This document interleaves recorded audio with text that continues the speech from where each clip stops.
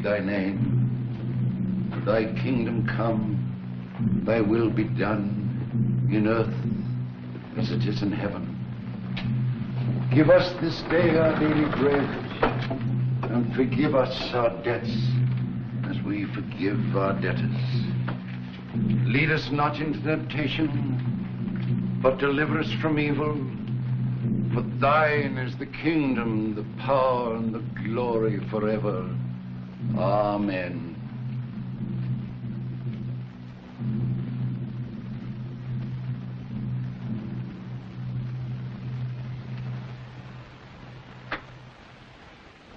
I'd like you to have my notes and records. Of all the newspapers, yours was the only one which was fair to me. Thanks, Doctor.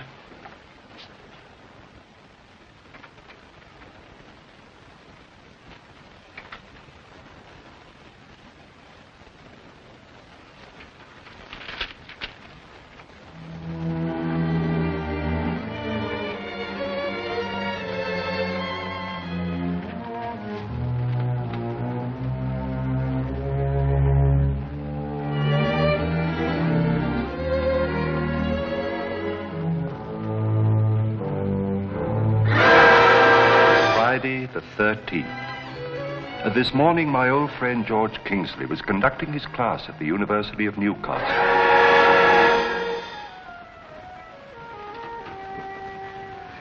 And in 1547, Sir Joshua Peachtree wrote, "Thou who breakest glass will find fate can be, oh, most unkind. Under ladder walkest thee, most unlucky thou wilt be. Each dread Friday do take care, else thou fallest down a stair." And with that little epic, Sir Joshua proved that he was a poet of the first rank. In fact, I should say he possibly was the rankest poet that England ever turned. Just a moment, please, just a moment. This being the end of the semester, I have an announcement to make that I'm sure will give you a great deal of pleasure. Although I myself am sorry to tell you that I may not be with you next term. Today I must leave to appear before the Inquisitional Board of Regents of a very large university in the East. Very large university indeed. How many the dunce that has been sent to Rome excels the dunce that must stay at home. I sincerely hope the board does not like me. I'll try and be back next term. Oh, my umbrella. Dr. Kingsley. Yes. I wish you the best of luck, but... Thank you, Agnes. Yeah, we hope to see you next semester, Doctor. We'd better hurry, Professor. Dad will be waiting to take us to the station. Have a good trip, Professor. Hurry back. Thank you very much. Professor. Yes, Tom. English won't seem the same without you. Well, that's very nice of you Come on, indeed, Tom. Professor. Goodbye, yes, Tom. You know, Jean, I'm going to miss all this. But most of all, I'm going to miss your father. A brilliant man, Jean. It distresses me to think that such a great brain surgeon should be so utterly wasted in Newcastle. Newcastle is a very welcome port in a very bad storm. Why, if it hadn't been for you, Professor, I don't know what we would have my done. Dear.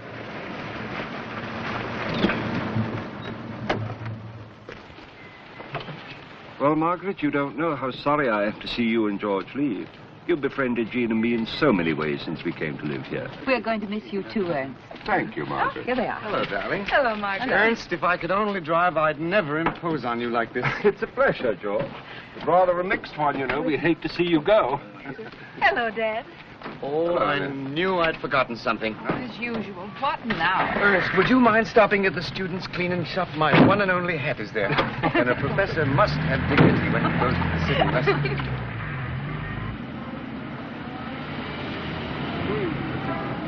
There we are, George. George, we're here. George! Oh. Hurry, or we'll miss the train. All right, Oh, darling. Professor, don't let them sell you one of those fancy feathers. I won't, Jean, I won't. And George. Yes, dear. Now watch the traffic, won't you? Be Yes, careful, please. darling, now don't Careful worry. now, please.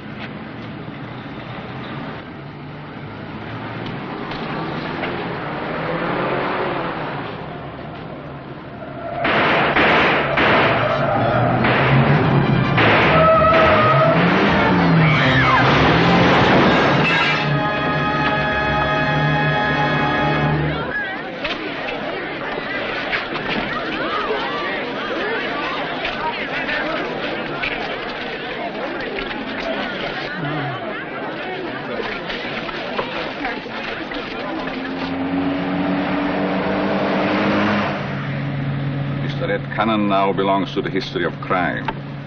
Past tense. So what about our dough? We ain't got it back yet. Yeah. How about it? Mr. DeVore, it would have been poor business to kill Red unless I knew how to locate the money. Turn back to the city.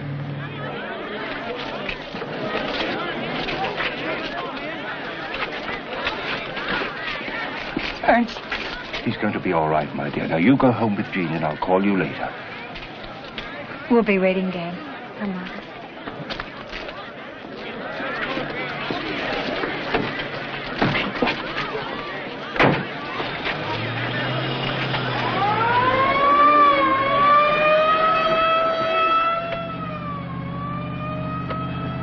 Ambulance, huh? Uh-huh. Some men were shooting at you. Who were they? Just a few of my pals.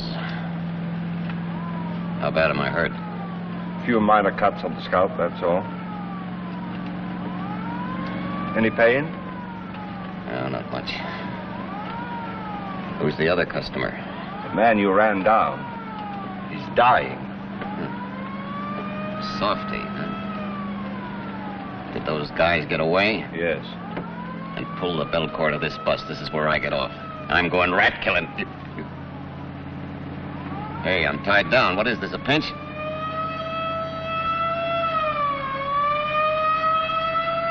Turn that thing off. I can't stand it. It's driving me crazy.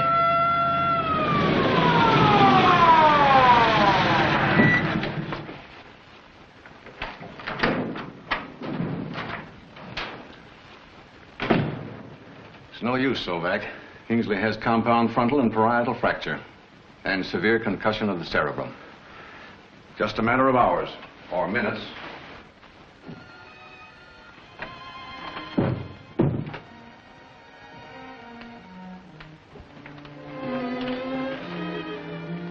Pulse 65.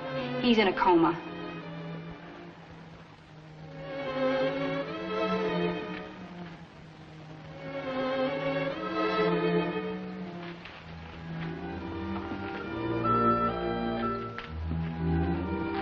All right, nurse, you can go. I'll stay. What's the matter with me, Doc?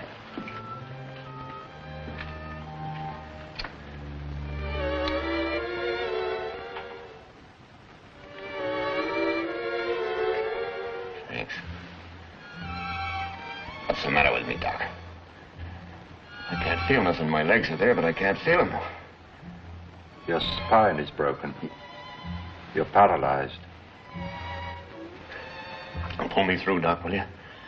Pull me through and I'll pay you anything.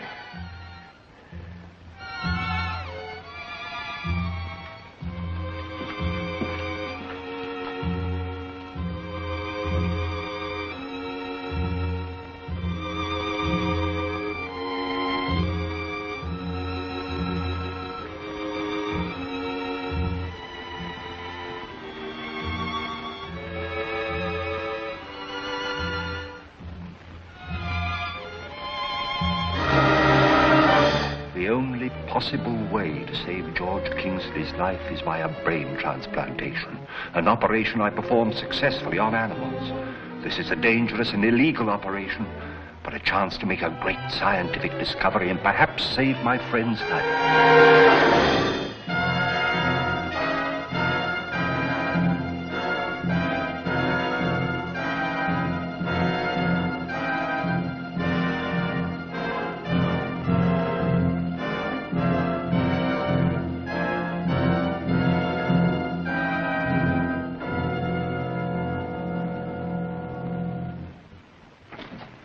Ernst, how long will his head be bandaged?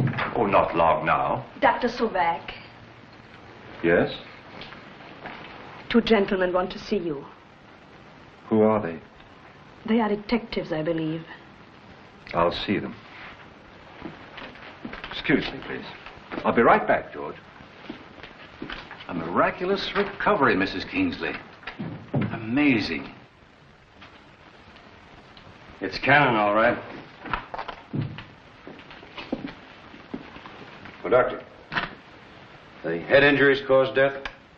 And many complications. His spine was broken. We did all we could for it. Don't feel badly about it, Doctor. He wasn't worth it. He had nothing but the electric chair to live for. Did he say anything before he died? About money, for instance? Not that I know of. Thanks, Doctor.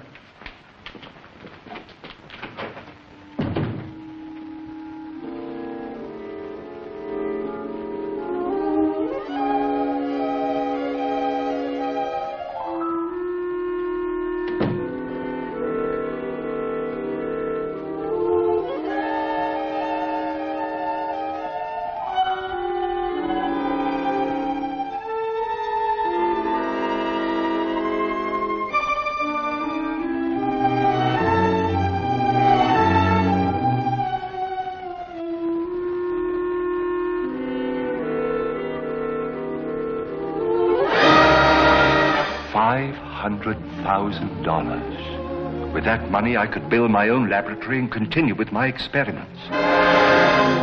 Kingsley is convalescing and seems to show some of Red Cannon's traits. Does the Cannon brain in Kingsley's head retain the knowledge of the hidden money?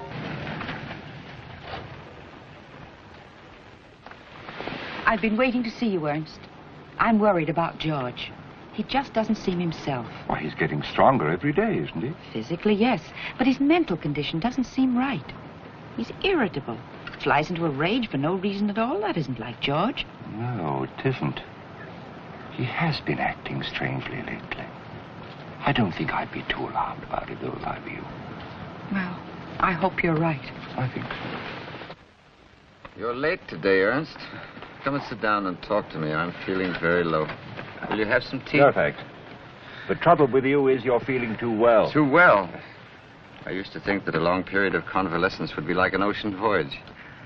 That I'd have a chance to read all the books I want to that I haven't time to ordinarily. But nothing seems to interest me. A boring period, convalescence. Yes, indeed it is. I'm afraid I've got to go to New York for a few days, George. You've got to? Yes, a little business for the hospital. Well, that's nice, I must say. What am I going to do for companionship? Well, why not come with me? Come with you? Oh, no, I couldn't do that. New York's too big, too noisy. I never have wanted to go there. And yet... It's the very thing you need, George. You've had your fill of peace and quiet. You'll find New York exciting, stimulating. Just the thing to lift you out of the doldrums. As my doctor, do you prescribe it? As your doctor, I insist on it. Very well. I'll tell Margaret to pack. Oh, no, George, let's go alone. Alone? In New York without Margaret? What you need is a radical change. Well, perhaps you're right, Ernst. I've been like a bear lately. I'm quite sure she'd be glad to be rid of me for a time. New York. New York, I wonder...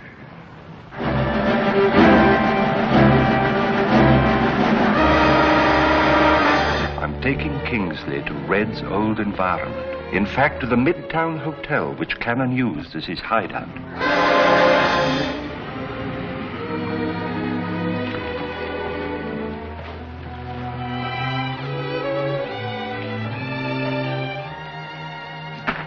Good afternoon, gentlemen. We'd like adjoining rooms. Yes. 505 and 506, if they're available, are they? Well, yes, they're available. Thank you. You've been with us before, sir? Why, no, of course not. But I like a corner room with 3 windows and a fire escape.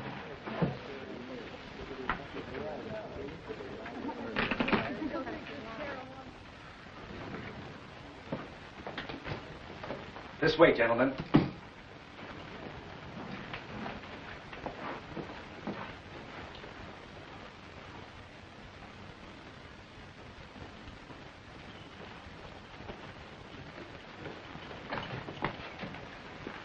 Well.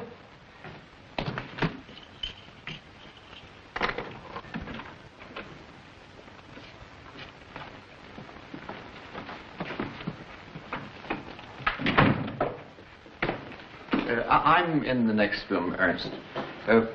Will you bring the black bag in here, please?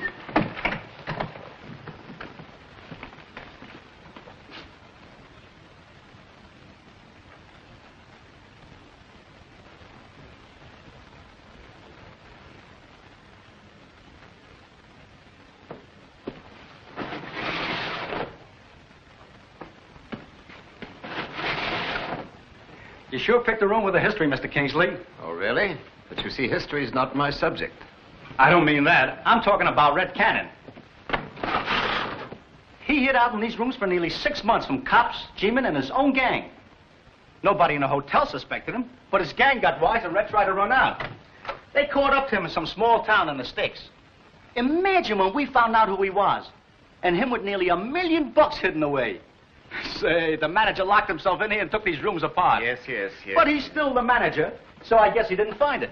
Anyway, I made plenty out of Cannon. I was the only one he allowed up here. I had a special way of knocking.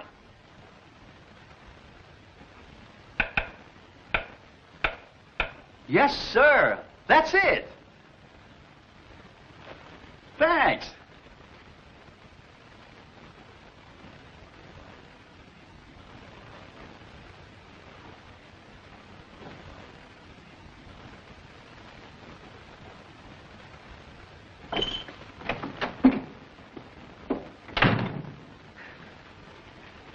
A talkative youngster. Babbles on like Tennyson's brook. Ernst, I'm going to freshen up a bit.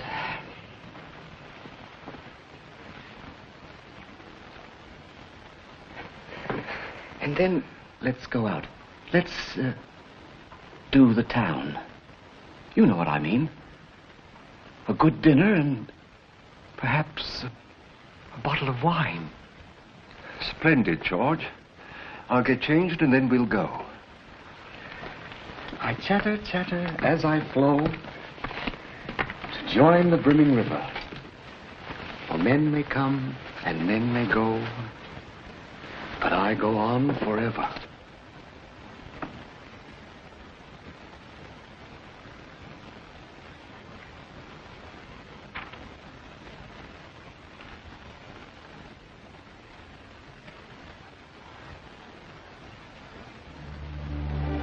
The Cannon brain remembers this hotel.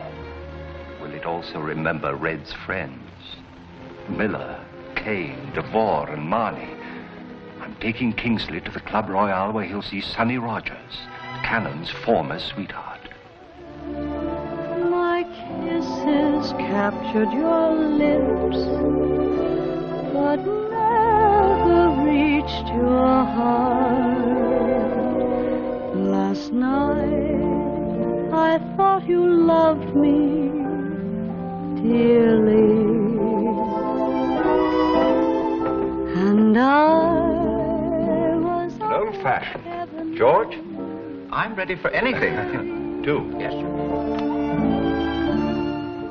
But now you're as far as the tiniest star.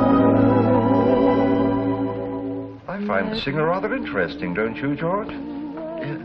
Who is she, Ernst? I seem to know her. Could she be one of my former students?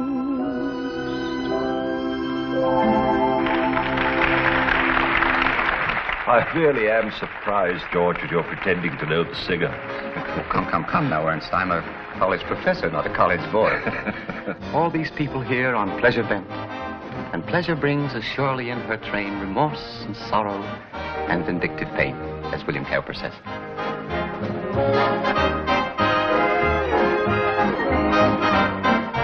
Oh, pardon me.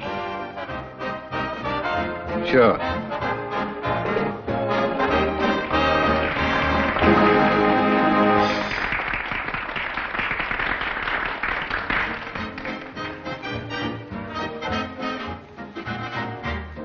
Why, what's wrong, George?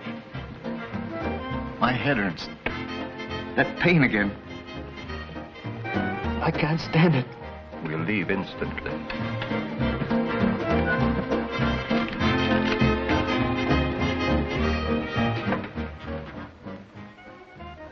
Yes? Yes, the next train leaves at noon. Do you wish me to make a reservation? Yes, please. And send up a boy to help me pack, will you?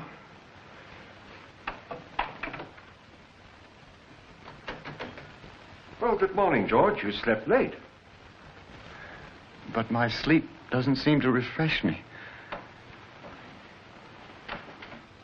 Ernst, we're old enough friends that we don't have to deceive each other. Why do you say that? And tell me, what is the matter with me? My sleep only seems to tire me.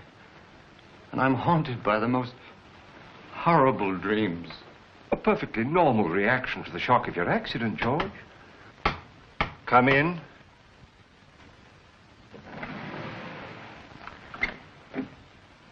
What do you mean by that ridiculous tap, tap, tap, tap, tapping? Why don't you knock the door like anybody else? Anything you say, sir. You wanted me to pack? Yes. I don't know what I'm doing here anyway. Ernst, I'm going home. I need Margaret. I don't think I'd try to leave today, George. Now, you can stop the packing. Yes, sir.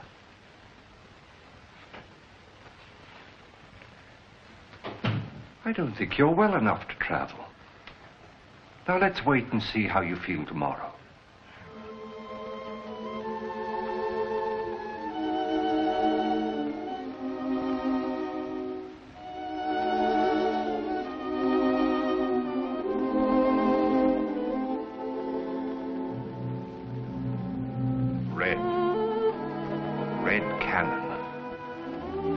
Leader of a gang. They tried to kill you. You came back to get revenge.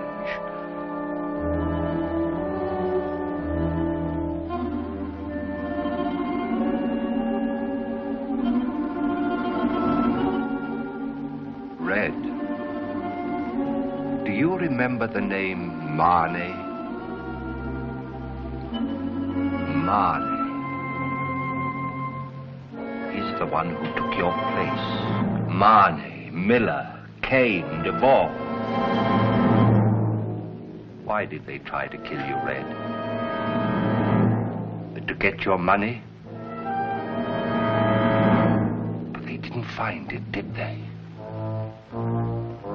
It's safe, just where you hid it. Where is it, Red? Marney, Miller, Kane,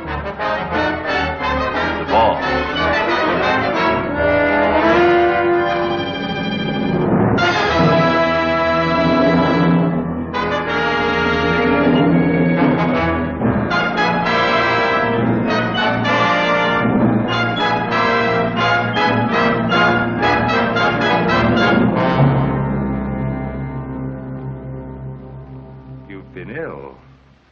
Red. I remember that hick town. You're the doc, ain't you? Yes. Say, my back's better. You cured me? Yes. You're perfectly well now. Thanks, Doc. I won't forget it either. Midtown Hotel, huh?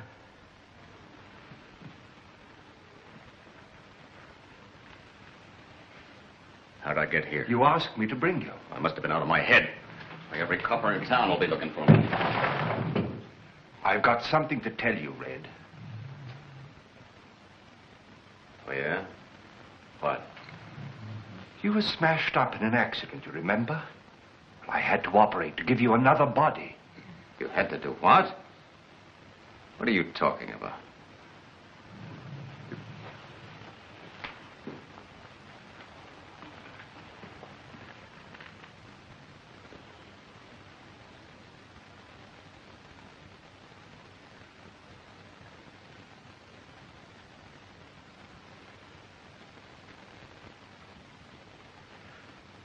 Why did you do this to me? It was the only way to keep you alive. Oh.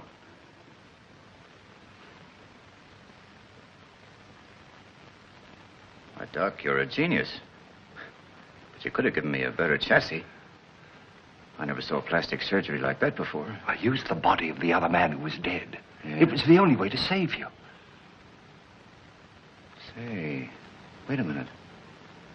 Nobody will know me like this. Why, I can do anything. Who was the other guy? He was a professor of English literature. English literature? Well, how are you, Prof? You're now Professor George Kingsley, and you teach in the university at Newcastle. What a disguise. What a break for, Red Cannon.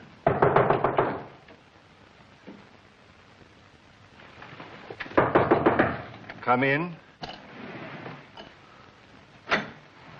Telegram, sir. Thank you. Hey, what is... Next time you do as you're told. When you come to my room, knock like this. Now, scram.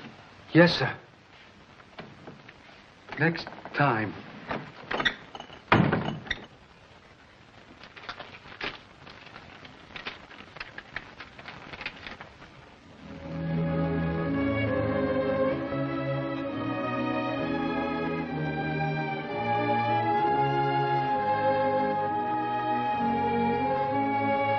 Red, I think...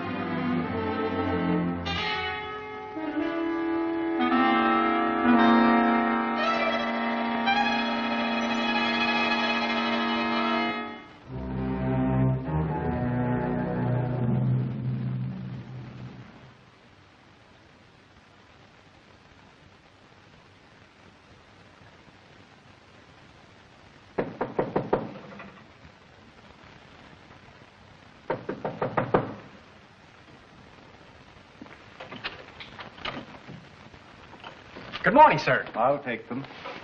And here's the morning paper, sir. Compliments of the house. Thank you.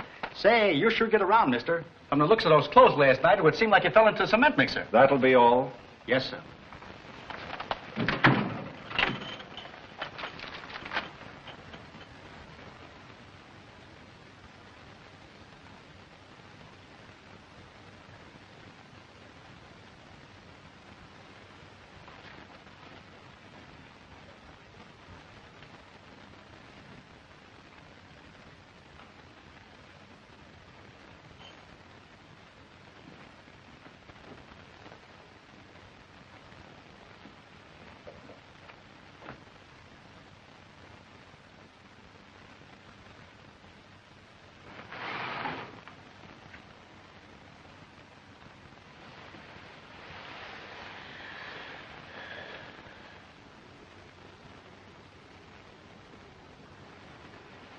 Morning? Yes. How do you feel? Not very well. I'm afraid coming to New York was too exciting. I feel as if the life were drained out of me. Oh, you will be all right as soon as you've had a little rest. Well, perhaps so. Here's a curious thing, George. It seems that Louis Duvall, one of the Red Cannon gang, was found early this morning in a deserted building, dying from the effects of a brutal beating. His back had been broken. Good heavens, Ernst. Why on earth bother me with that gruesome stuff? Sorry, George. Things have taken a dangerous turn. Kingsley has killed the boar. While in this environment, I never know when the murderous brain of Red Cannon may take possession of Kingsley. But I will not stop my experiments. I must find out where the Cannon money is hidden.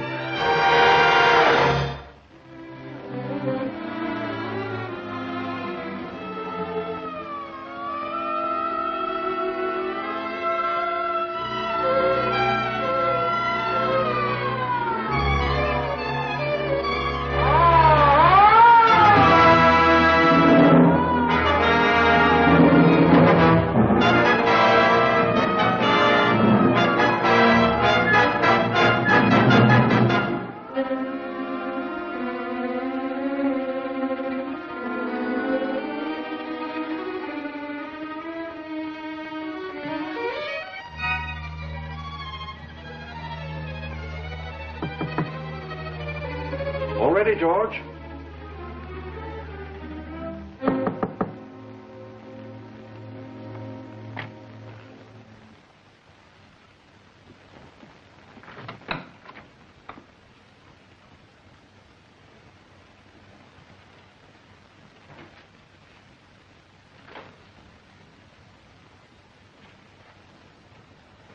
Oh, miss. Yes, sir? I wonder if you'd be kind enough to open my friend's door for me. I'm a little worried about him. He hasn't been very well. Yes, sir. I ain't been feeling so well myself lately.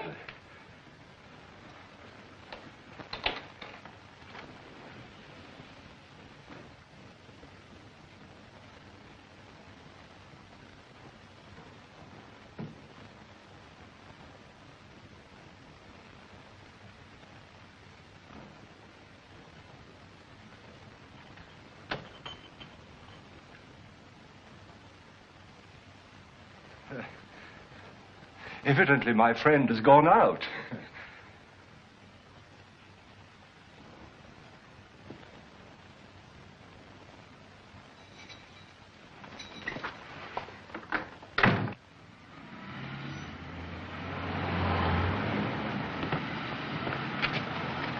You can wait for me.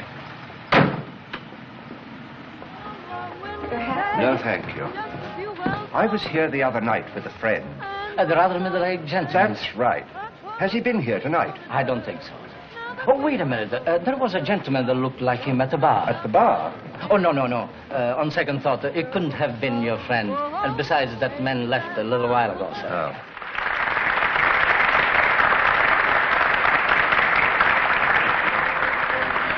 I don't think Sonny was pleased to see us.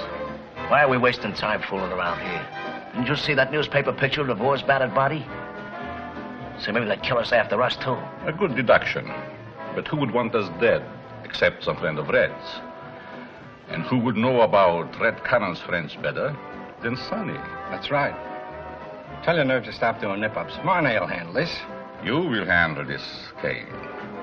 I've seen you trying to take Red's place here. Go on.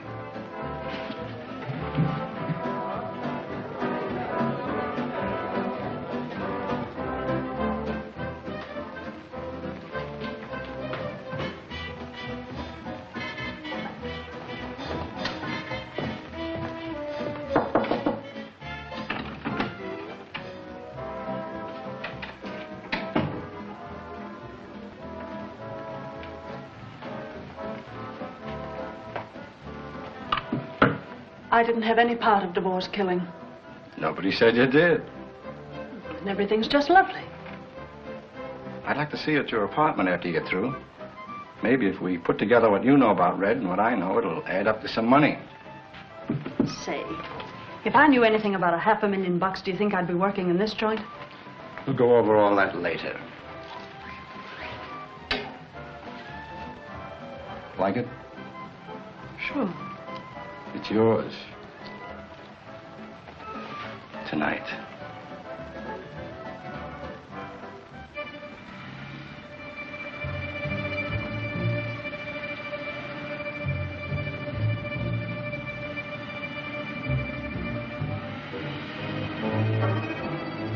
Hey, what is this? Get out of my car. What do you want? You ought not to have to think very hard after what happened to DeVore. Who are you?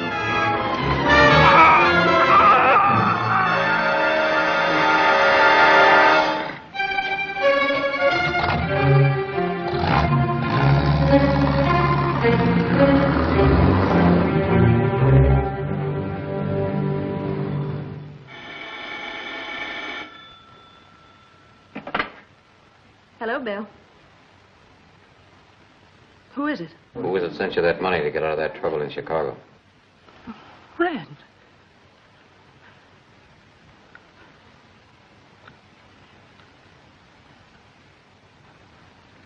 You're alive?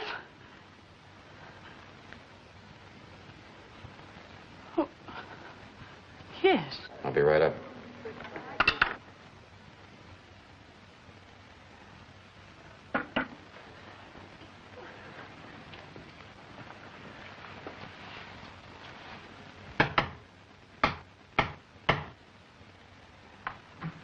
Red.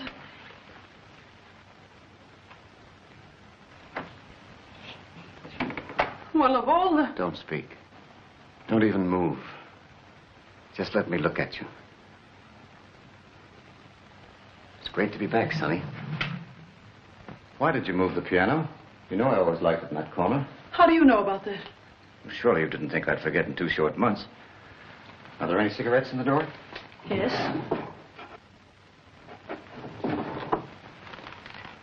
You look good, darling. Come on, let's have a drink.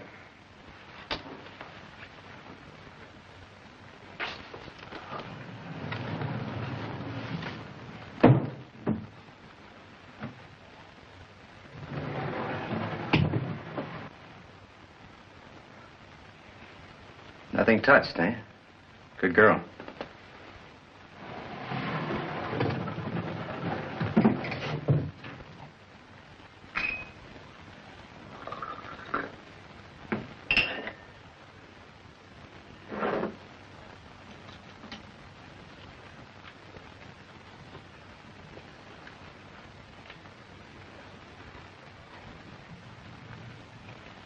Well, here we are.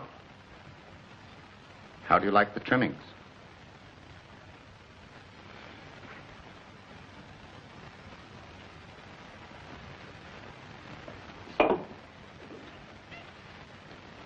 Let me put it on.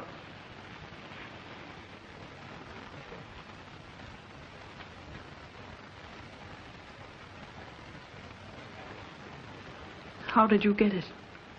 Just picked it up. Well, you don't seem very glad to see me. You're afraid. What are you afraid of? I'm not afraid. Red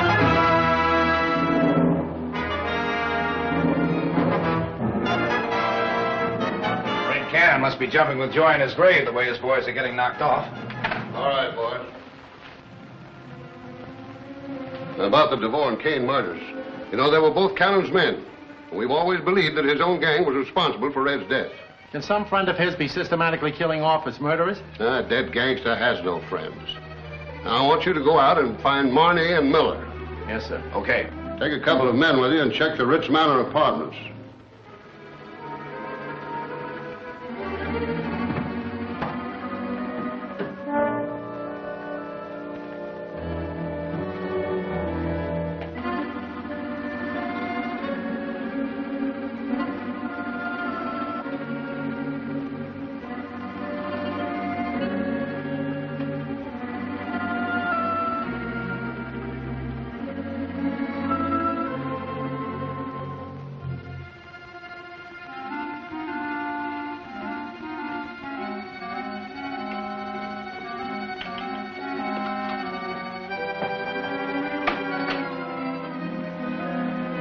You're sure this is Marley's apartment?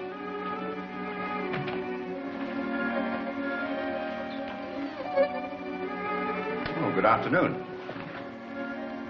I'm sorry, but Mr. Marney is not at home. Do you mind if we wait for him? Not at all. Are you a friend of Mr. Marney? In a way, I'm just waiting till he comes back. Who are you? What? We're from police headquarters. Oh, I see. My name is Kingsley. I'm a professor of English at the University of Newcastle. From Newcastle? Yes. You the professor was hit the time Red Cannon was killed? That's right. What business could you have with Marney? You better come along with us and explain that to the DA.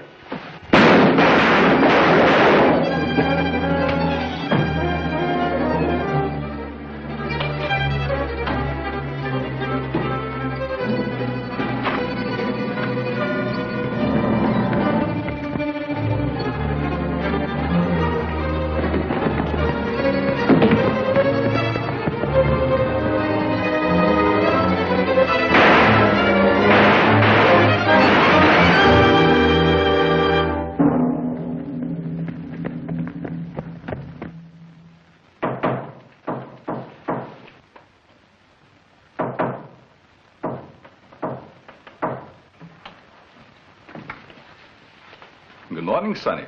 Marney. What's the matter? Aren't we welcome?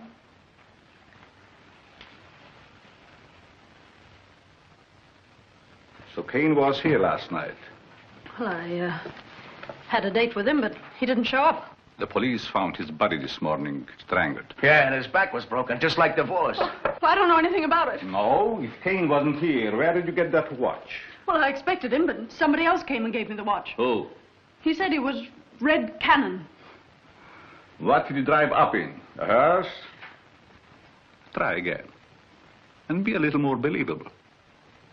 Hey, Red was here. Look. Red always killed his cigarettes this way. Now, you've got to be alive to do that. Red's been dead since 2 months. That's what I thought. But last night this man came here, and he didn't look like Red, but... This is the first thing he did when he came in. He knew everything that only Red knew. He even acted and talked like Red. Probably somebody Red coached carefully. Somebody from that hick town who got close to him before he died. If he knows so much, he may know where Red hid the money. That will be his payoff. He gets Red's money for killing all of us. Where does he live? I suppose you're going to say room 505 at the Midtown. Who left his matches here? Ask DeVore. And Kane.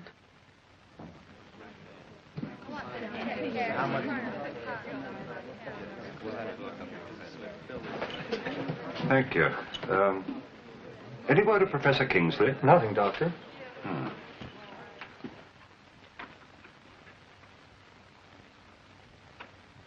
Dad. Margaret was so worried. We talked it over and decided to come on to New York. Ernest, I just had to see George. Where is he? Well, he's out. I don't quite know where. But I thought you were always with him.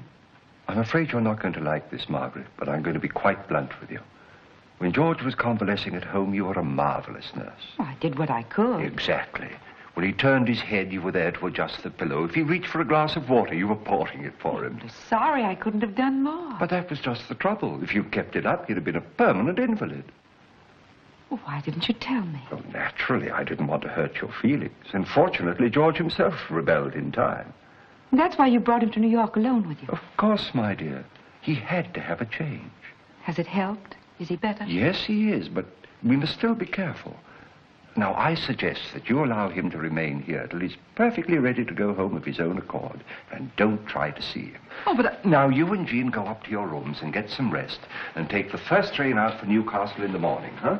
Well, if it's best for him, all right. Believe me, it is. Well, there's George. Margaret, you said you wouldn't try to see him. Now, please, will you take please, it to a room? But Dad... Jean, I assure you what I'm doing is for his own good. Now, please believe me.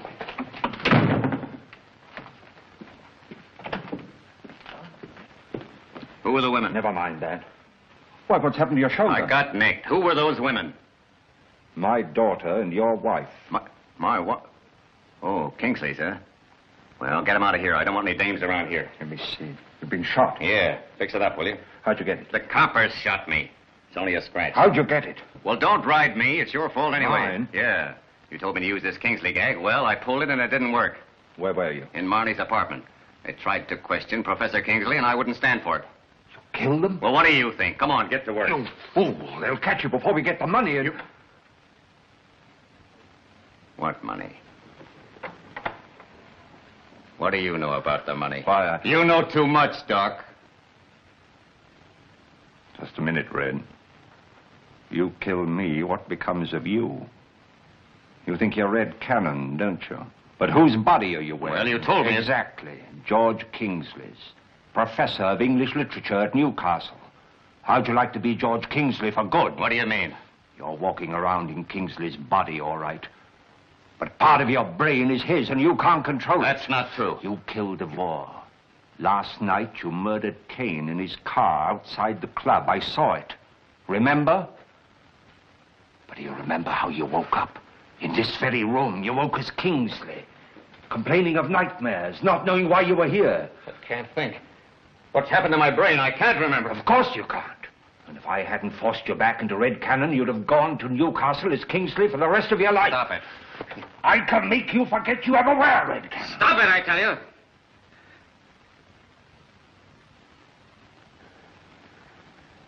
I'll cut you in on the dough. You'll get your share. From now on, you do exactly as I say. Okay, Doc.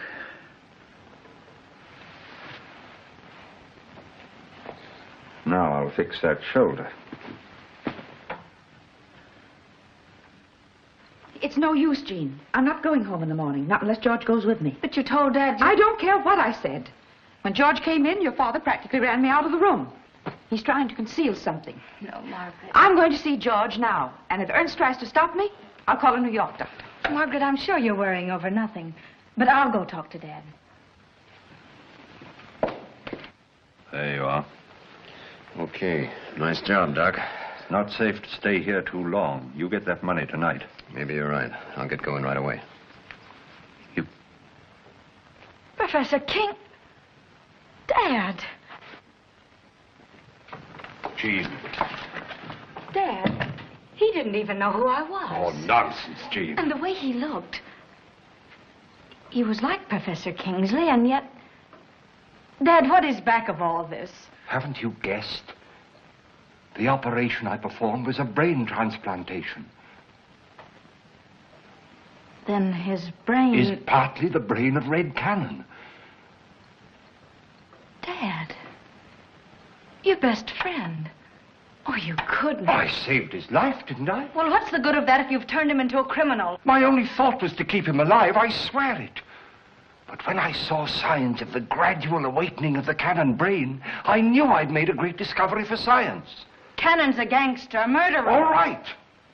But in the meantime, I've proved what I always knew to be true. Transplanted human brain cells will live and function. What a triumph!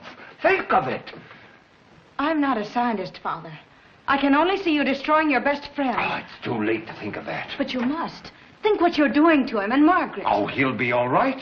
As soon as I get him back to Newcastle, he'll forget all about this. But I can't do that until... Until what?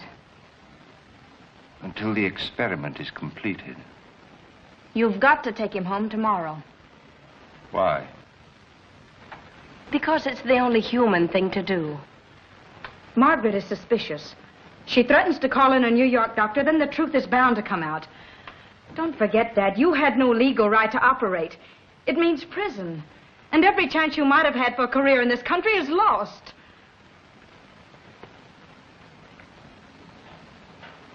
Very well.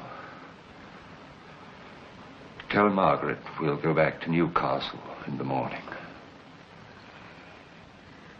I'll tell her.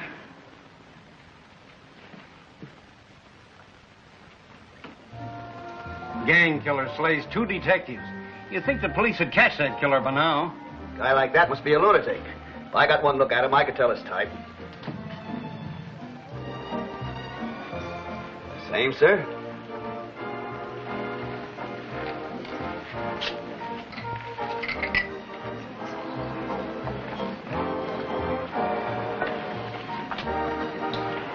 Oh, hello, darling. I sent you a message. I was coming back to your dressing room. Run home and pack. Pack? Where are we going? South America, for a starter. Have we money enough? All the money in the world. Understand? All the money in the world. Let me have the keys to your car. I don't want any taxi drivers hanging around. Yes, sure. Hear from me in an hour, and I'll have everything we need. You ready? What do you think?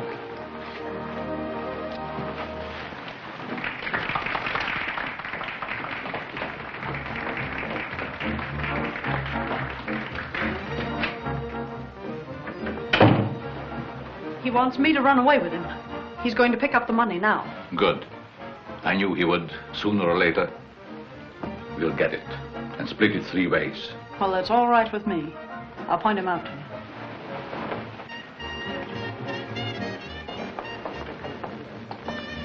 There he is at the bar, just getting up. He's taking my car. It should be easy to follow.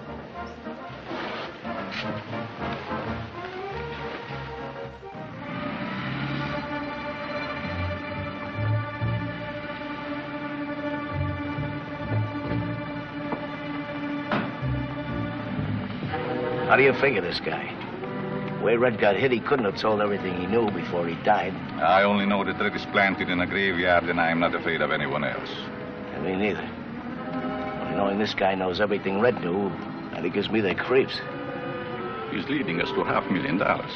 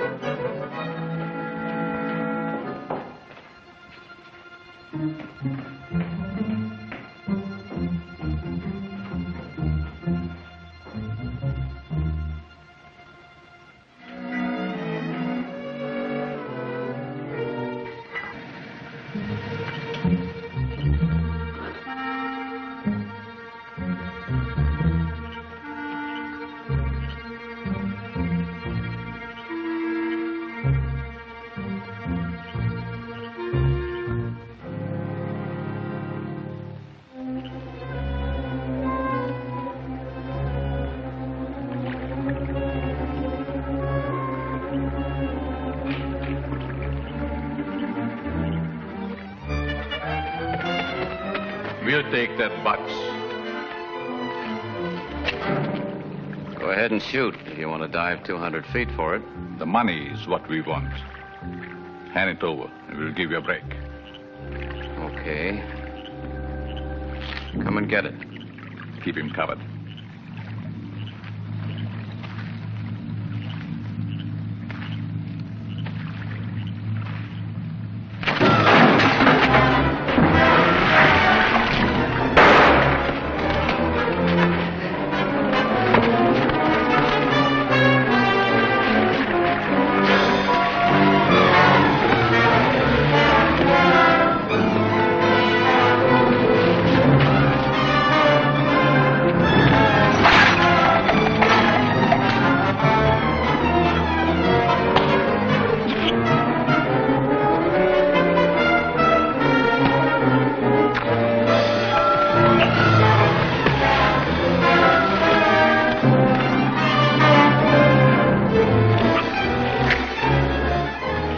You never saw the day I couldn't break you apart, Miller.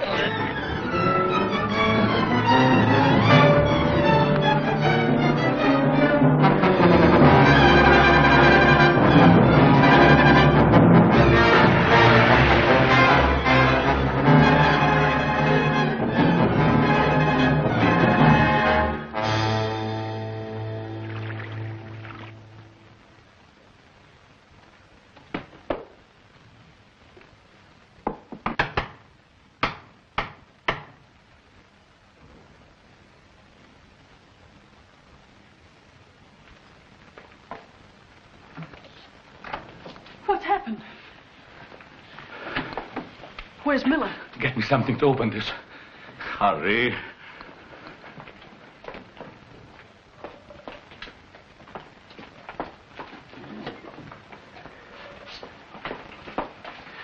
Go get me a drink, and then we're on our way. Sonny, the split on this now is 2 ways.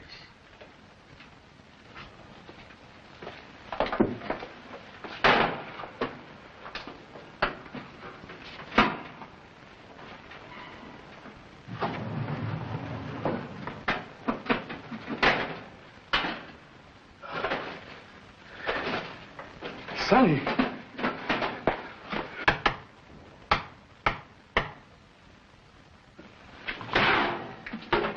Get in there.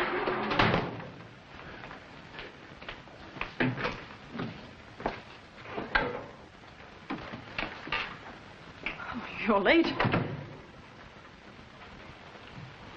Where's Marnie? I don't know. I haven't seen him. Why is the bar open? I was getting a drink. I was almost packed and just waiting for you. Well, why are you staring at me? What's happened to you? Marnie and Miller followed me from the nightclub. Now I know why you didn't want me to come back to your dressing room. They were there.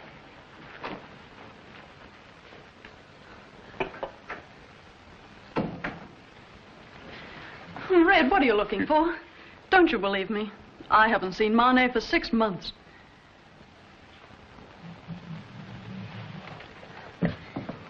Fred, look at me. There's never been anybody but you. Believe me.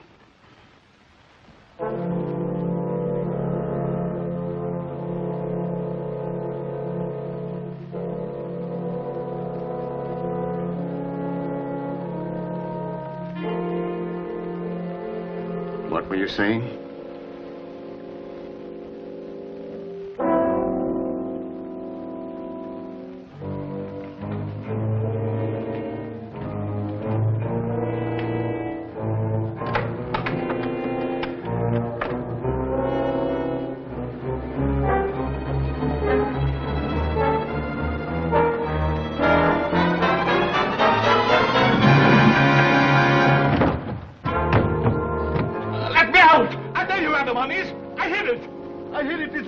Red.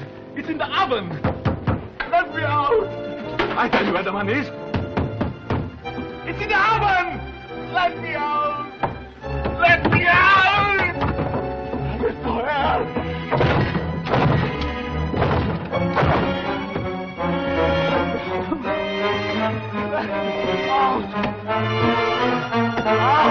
Please don't.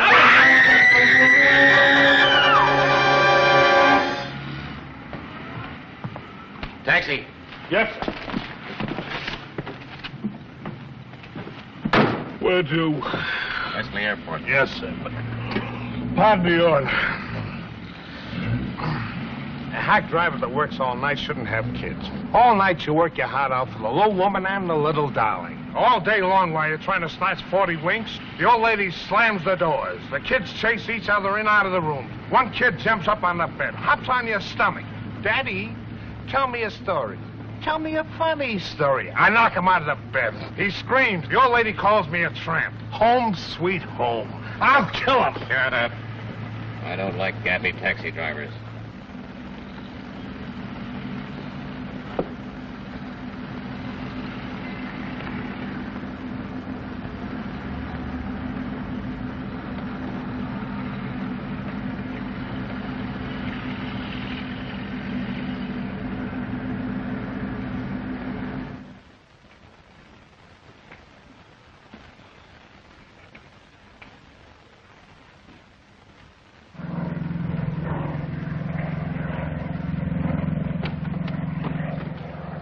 Wesley Airport.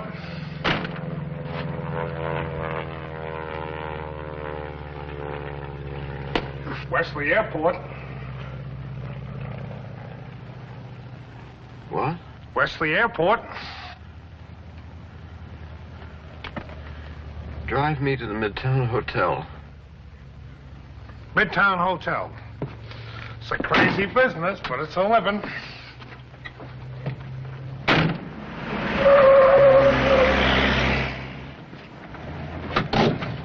Midtown Hotel. 480. Thank you. Keep the change. Hey, you forgot your box.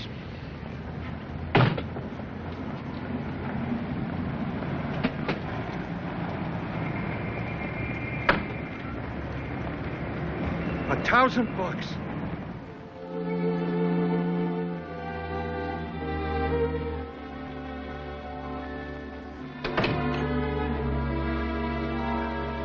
George. Ernst, something's happened to my mind.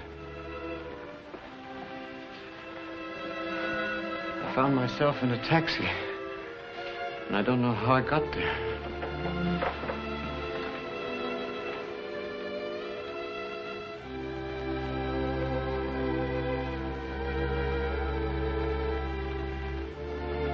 Ernst. Just a minute, George.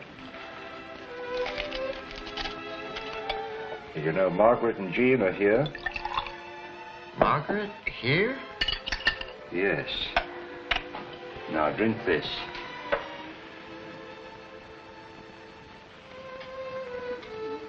I want you to get some rest before you see them.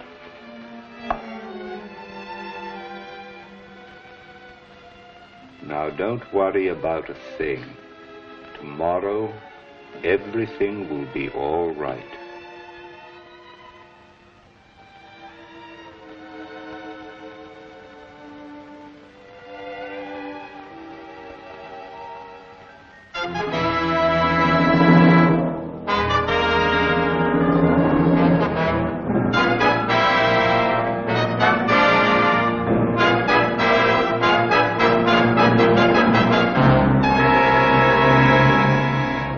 Enjoyed your visit, Mr. Kingsley. Yes, very much indeed, thank you. May I have the bill? Oh, no, George, allow me. It was understood you were to be my guest, you know. Mr. Kingsley? Yes, that's my name. The chief of police would like to see you. Oh, really? But I don't even know him. We'll introduce you. What can the chief of police possibly want? Well, there can't be any charge against Professor Kingsley, surely. The chief will explain all that. Who are you? I'm his doctor. He's just recovering from an extremely serious illness. Come along. I'd like to go, too, if you don't mind. All right. Come on. Well, you go ahead to the station, dear. Yes, but George... No, it's all right. We'll meet you there. Goodbye.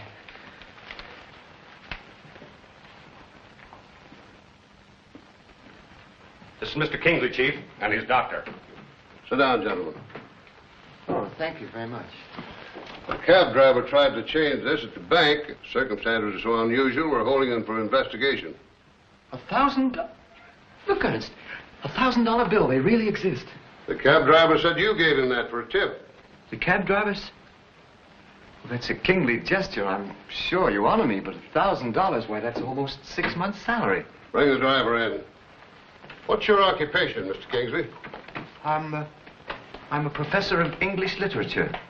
And I might add, a very underpaid professor. Come on, I gotta get out of here. I tell you, I gotta get out of here. In there. My wife will like having me staying in jail.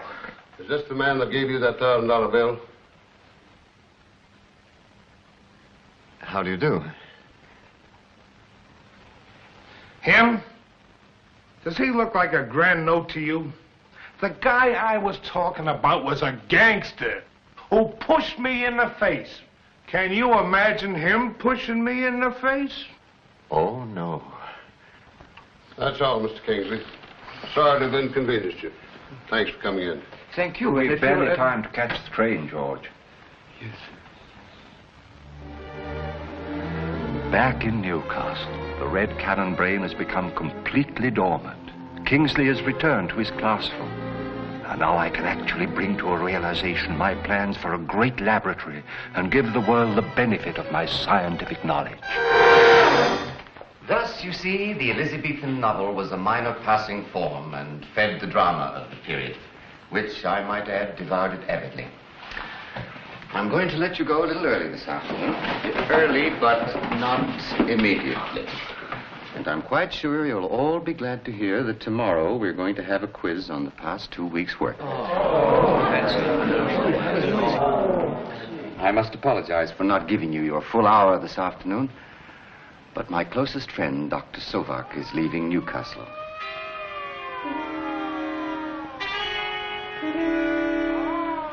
What was that? What is it? What's that noise? What is it? Why don't you answer me? It's a siren. Probably an ambulance or a police car.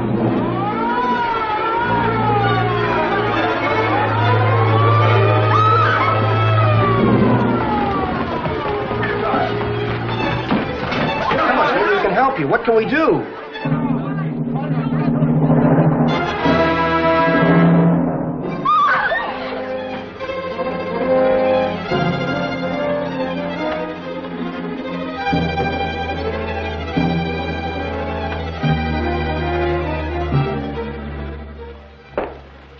Here you are. Thank you, dear. Gosh, Dad, I hate to leave this place. Seems so much like home to me. I know, Jean, but at least I'm going to a better position. Of course, Dad. Now I'll pack the rest of the books. Oh, Dad, I've packed all your instruments. Good girl, Jean.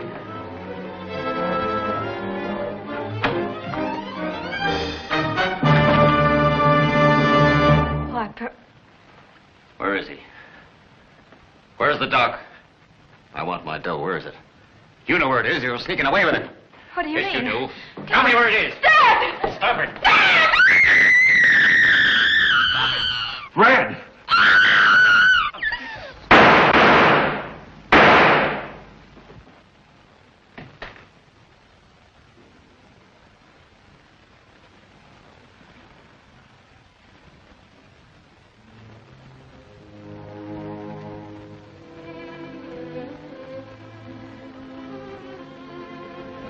Ernst. Why? Why did you do it? Why, Ernst? I think you know the answer now, George.